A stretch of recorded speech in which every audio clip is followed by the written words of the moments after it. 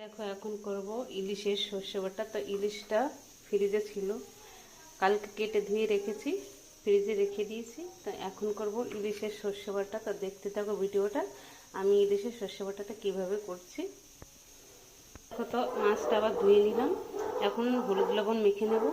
তো এখন দেখো কাঁচা লঙ্কা আর সর্ষেটা মিক্সারে পেস্ট করে নেব।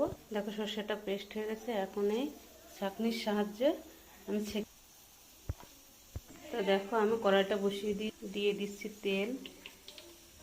তেলটা গরম হয়ে গেছে, মাছটা ছেড়ে এইখানে দেখো মাছগুলো উল্টে পাল্টে ভেজে নিয়েছি। দেখো মাছগুলো ভেজে নিয়েছি, আর অল্প তেলে এখন দিয়ে দেবো কালো জিরে, দিয়ে দিচ্ছি সর্ষে বাটাটা, লবণ, হলুদ গুঁড়ো,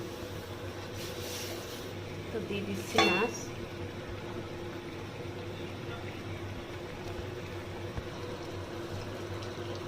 তো আমার রান্নার